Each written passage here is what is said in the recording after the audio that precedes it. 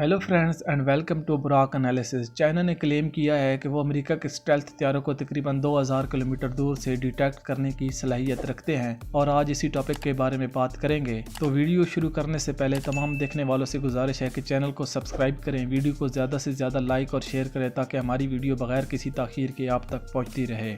Fifth generation aircraft की सबसे बड़ी खासियत ये होती है कि वो रेडार की पकड़ में नहीं आता, बल्कि वो रेडार को चकमा देकर अपने टारगेट तक पहुंचता है और किसी को भी कानो कान खबर किए बगैर ये एयरक्राफ्ट अपना मिशन कंप्लीट करके वापस आ जाता है। ये एक ऐसी खूबी थी जो इससे पहले किसी भी जनरेशन के एयरक्राफ्ट के पास नहीं थी, जिसकी वजह से दुनिया में पहले जितने भी रेडार मौजूद थे वो उन हथियारों के हिसाब से डिजाइन किए गए थे। लेकिन जब फिफ्थ जनरेशन एयरक्राफ्ट मैन्युफैक्चर्ड हुई तो इनको एक खास कंपोजिट मटेरियल से बनाया गया और इसके साथ इनके ऊपर स्टेल्थ कोटिंग भी की गई, जिसकी वजह से इनका रेडार क्रॉस सेक्शन बहुत कम हो गया। इस सारी सिचुएशन को देखते हुए दुनिया की तमाम एयर फोर्सेज और डिफेंस कंपनीज ऐसे रेडार तैयार करने की कोशिश में लग गए जो कि फिफ्थ जनरेशन एयरक्राफ्ट को ट्रैक कर सके। लेकिन अब चाइना ने एक ऐसा हल ढूंढा है जिससे फिफ्थ जनरेशन एयरक्राफ्ट को ट्रैक किया जा सकता है। चाइना की एक company institute of optical फाइंस mechanic और फिजिक्स की तरफ से एक ऐसा ड्रोन बनाया गया है जो कि तकरीबन 2000 किलोमीटर दूर से किसी भी स्टेल्थ हथियारे का पता लगा सकता है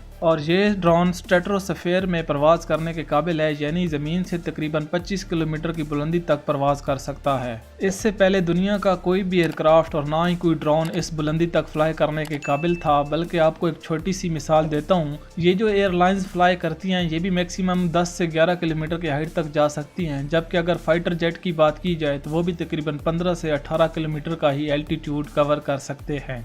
तो यहाँ एक ड्रोन का 25 किलोमीटर की बुलंदी तक प्रवास करना काफ़ी इम्प्रेसिव है। इसके साथ साथ ये ड्रोन इंफ्रारेड सेंसर से लैस है जो कि किसी भी एयरक्राफ्ट को डिटेक्ट करने के लिए एक काफ़ी मौसर तरीका माना जाता है, फिर चाहे वो स्टेल्थ एयरक्राफ्ट ही क्यों ना हो, क्योंकि ये वाहिद तरीका है जिससे आप किसी भी फिफ्थ जनरेशन एयरक्राफ्ट को ट्रैक कर सकते हैं।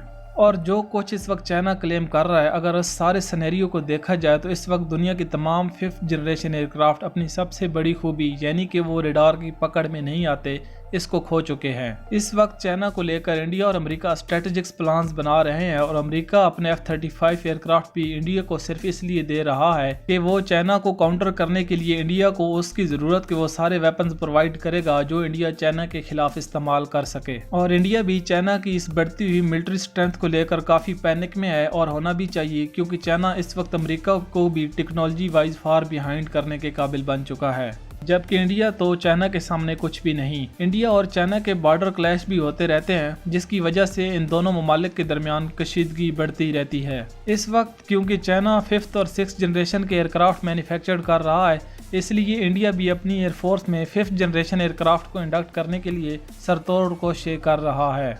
फिफ्थ जनरेशन एयरक्राफ्ट को लेकर इंडिया के पास दो ऑप्शन मौजूद हैं, एक रशिया का Su-57 और दूसरा अमेरिका का F-35। लेकिन यहाँ पे अमेरिका के F-35 को एक्वायर करने के चांसेस बहुत ज़्यादा हैं। चाइना के इस ड्रोन को देखा जाए तो अगर इंडिया फिफ्थ जनरेशन एयरक्राफ्ट को इंडक्ट करता है, फिर चाहे वो अमेरिका का F-35 ही क्यों ना हो, तो इंडिया का F-35 चाइना के अगेंस्ट यूजलेस है, क्योंकि इस ड्रोन के साथ चाइना किसी भी फिफ्थ जनरेशन एयरक्राफ्ट को 2000 किलोमीटर दूर से ही ट्रैक कर सकता है। और अगर आप किसी भी एयरक्राफ्ट को 2000 किलोमीटर दूर से ही ट्रैक करने की सलाहियत रखते हैं तो वो एयरक्राफ्ट आपके बॉर्डर के नज़दीक भी नहीं आ सकता। इससे पहले ही आप किसी भी लेज़र बीम के साथ अपने मिसाइल को गाइड कर सकते हैं जो कि पिन पॉइंट एक्यूरेसी के साथ किसी भी टारगेट को शूट डाउन करने की सलाहियत रखते हैं। चाइना ने एक दफ़ा फिर साबित किया है कि वो टेक्नोलॉजी में दुनिया से बहुत आगे सोच रहा है और अरबों डॉलर के वेपन्स को चंद हज़ार डॉलर के वेपन से काउंटर करने की सलाहियत रखता है। लेकिन अगर आप दूसरे सिनेरियो में देखें कि ये एयरक्राफ्ट पाकिस्तान या किसी और मुल्क के खिलाफ इंडिया डिप्लॉय करता है, तो इस हिसाब से कुछ न कुछ इंडिया को एज हासिल होगा।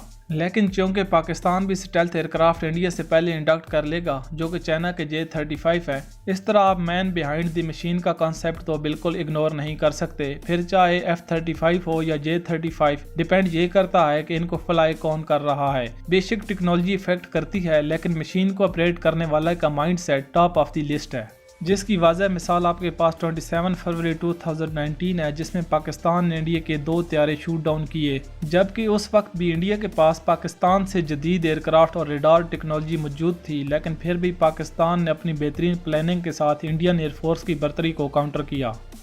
तो ये था हमारा आज का एनालिसिस। उम्मीद करता हूँ कि आपको इन्फॉर्मेशन क्लियर रही होगी। मिलते एक नई और दिलचस्प वीडियो के साथ। تب تک کے لیے اجازت دیجیے۔ پاکستان زندہ باد۔